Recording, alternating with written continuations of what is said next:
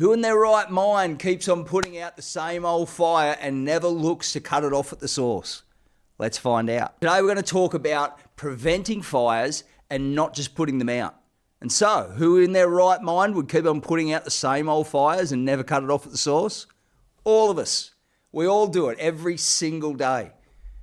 We've all been there. It sounds like common sense, but how much of our life and our working world is spent putting out fires?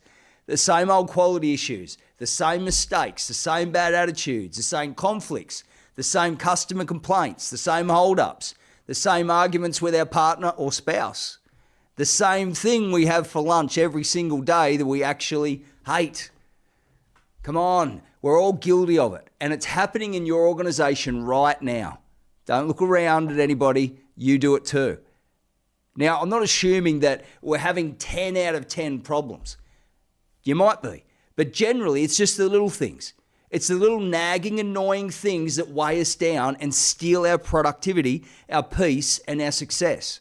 It could be the useless supplier that you keep on using, the professional partner that you put up with because you've dealt with them for so long. It could be the process that doesn't work. It could be the lack of communication that keeps you in the dark. Or it could be a lack of time because you're always busy putting out fires. It's not a matter of if, it's only a matter of where. But the best organizations and the best teams find a way to improve. They're relentless improvers. Albert Einstein said it this way, quite a clever guy. Nothing happens unless something is moved. Today we want to start to move the problems in your working world, which brings us to today's topic of upstream thinking. So Upstream Thinking is a cracking book that I absolutely recommend. And it's about solving issues, not just the effects. And he goes into why it's not as easy as it seems. According to Dan Heath, there are at least 3 barriers to overcome with upstream thinking. Again, this should be common sense, but there's a reason that we don't do it. There's a reason that we keep on putting the same old fire out rather than going upstream to solve it at its source. And the first problem is problem blindness. This is where we don't see the problem or it seems inevitable. And the cause is that we think that this is just the way that it is because this is the way it's always been. And to illustrate his point, he gives this amazing example of a Chicago public school system that went from a 52% graduation rate with their students to 78%. And how did they do it? There was teachers that thought that this is not as good as it gets. And for all the teachers that were there in the system that thought that this is as good as it gets, that this is just the way it's always been, they decided, no, this is not as good as it gets. You see, this is the first area and first part of problem blindness. It's believing that the way it is as good as it gets. And this is the first thing as teams that we need to overcome. Whatever you're going through and whatever the issue, this is not as good as it gets. Your problem can be solved. Now, I don't know to what degree, but I know this, that this school thought that this was good as it gets. That 52% of their students were going to pass and 48% were going to fail. 48% of their students that came through the school weren't going to be able to graduate. And it wasn't until these teachers or some teachers took responsibility, went to the source of the problem instead of just looking at the fire itself, and took responsibility and started to deal with some of the root causes, that they were able to turn it around dramatically. And so what do we see?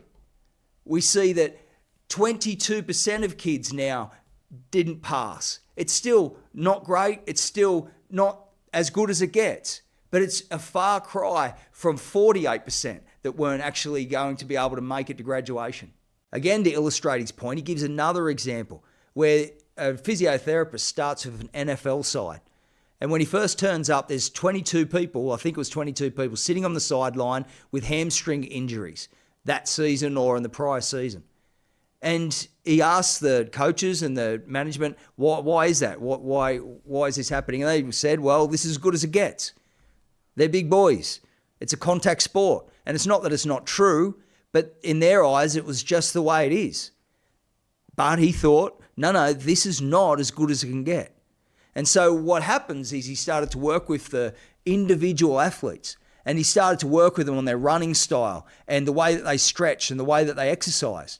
The next season, there was three hamstring injuries. So they've gone from 22 or more maybe down to 3, all because one man said, this is not as good as it gets. We think that we can solve this problem. We think that we can put this fire out, but not only put out the fire, we can go upstream and find out why it's happening and cut it off at its source.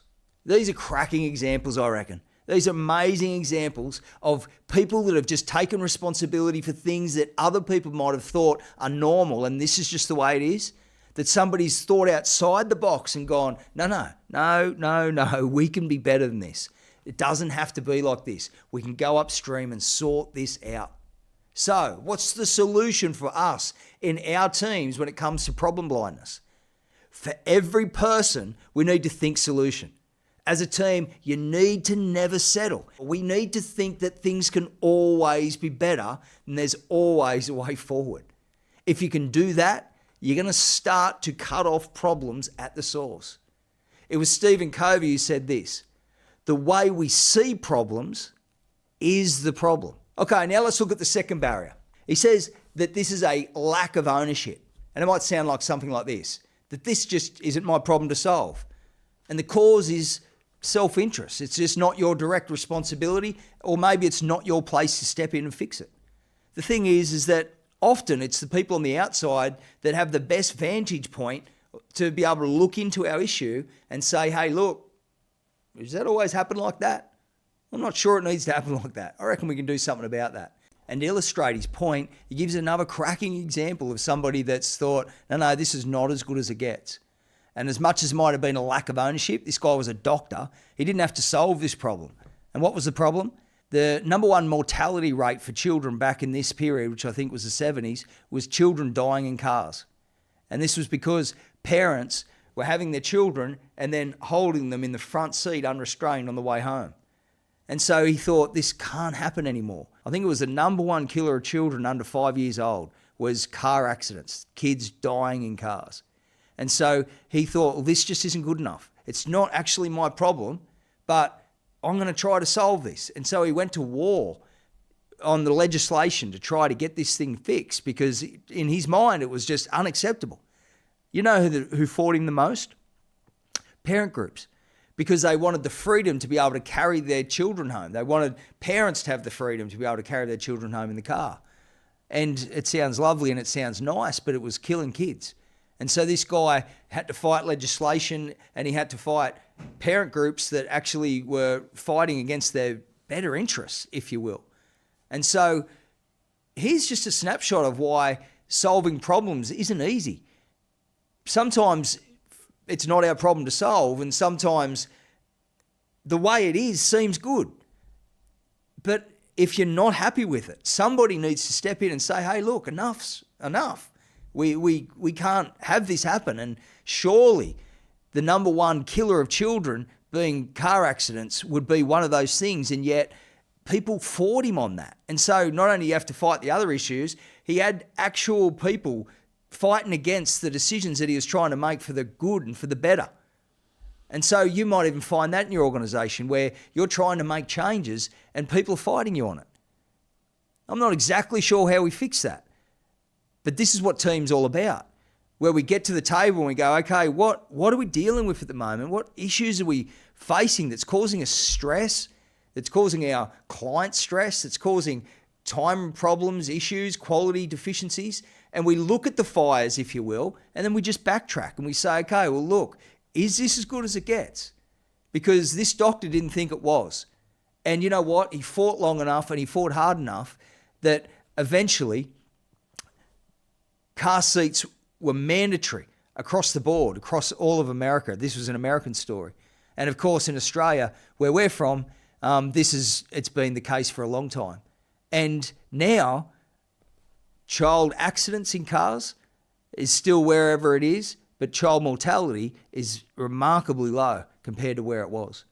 This was an issue worth fighting.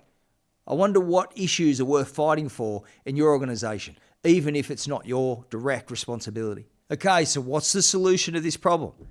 We've got to choose to fix problems, not because it's demanded of us, but because you can and because it's worth it. I love this quote by Jocko Willink. He says this: when a team takes ownership of its problems, the problems get solved. It's true of the battlefield, it's true of business, and it's true in life. People need you. People need you to take responsibility for things that they would probably walk past. Okay, now let's look at tunneling, which is point 3. It's the third and final point and the barriers towards upstream thinking. And that is the thought that I can't deal with this right now. And the cause? It's scarcity of time, resource, money, or whatever. All right, what's an example of this? Us. Every issue we face, every issue, every day that we don't address because we're just too busy. It's generally because we're time poor, but it can be resource related, whatever it is. So what is the solution? We need to create slack. We need time to be able to deal with issues. Because as Dan Heath says, if you can't solve problems, it dooms you to an endless cycle of reaction. This is not about being perfect. It's about being relentless about the way you do your role. It's about being the best you can be at what you do, but that doesn't come down to natural talent. Even the best sportsmen need to train. Upstream thinking is training yourself to problem solve. And so that's what we're going to do right now. Right now, here's what we're going to do. We've got 4 steps to help you to overcome the blockers or the barriers to upstream thinking. Okay, what's the first one? We need to make problem solving part of your DNA. It needs to be who you are as an organization. Make it part of your mission and your core values. There's a great formula I heard years back, and it's this: I plus P equals O. Make that your core value. What does it mean? Issues plus problems equals opportunities. Daniel Ek, the Spotify founder, says this. He says, the value of your company is the sum total of all the problems that you solve. Be a problem-solving organization, and you will always be in demand. Make the commitment as a team to treat issues as though you're the only one that was responsible for them. This is what it means to make it a value, to make it something that is part of your DNA. It's who we are. We just solve problems. We never look at issues and think this is good as it gets. And if you make that number one, the number one change that we make today, you'll be better for it. Now we've talked about that. Now let's look at number 2. Put problems and solutions into your meeting agenda. Pick the meeting and then add into your agenda the problem and solution section. Speak about one problem a week that needs solving. You don't need to solve it in the meeting. You just need to raise it. You just need to make sure that once a week you're dealing with a specific problem. This is what we were talking about when we said create slack. We just want you to give you time to solve problems. If you wait for time to solve problems, you're never going to solve them.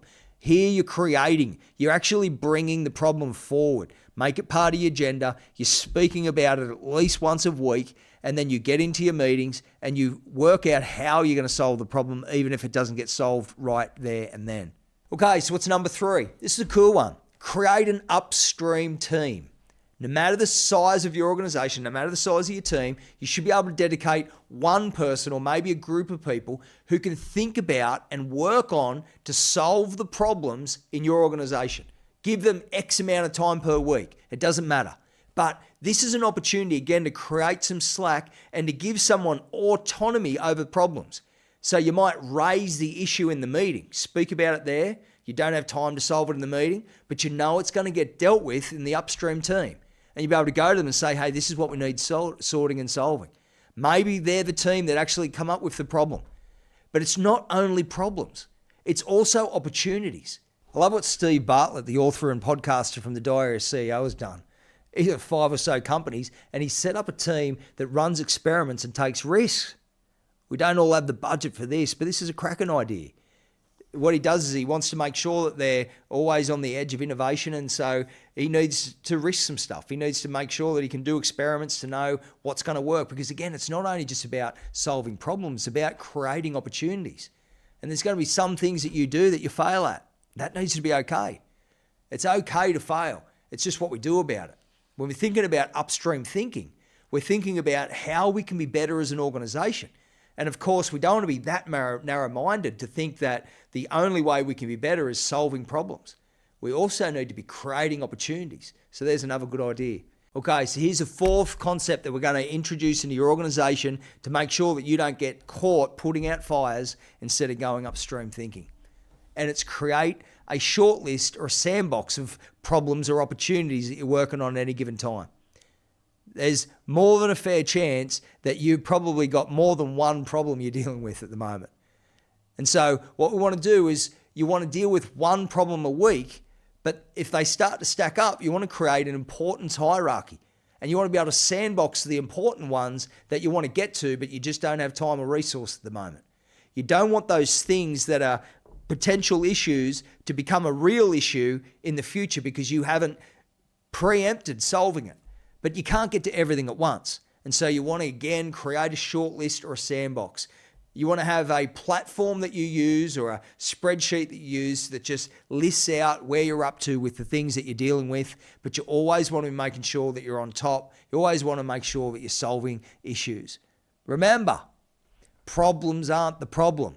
Problems are normal. It's what you do about them that's going to set you apart from the rest. But I want to leave you with this thought. No matter your current reality, this is not as good as it gets. We need to stop reacting to problems and start preventing them. But there are barriers in the way, and they're the same barriers that every organization has. But you can be stronger, you can be better, but it won't happen by chance. Start to put in place some of those solutions that we talked about today around those barriers to upstream thinking.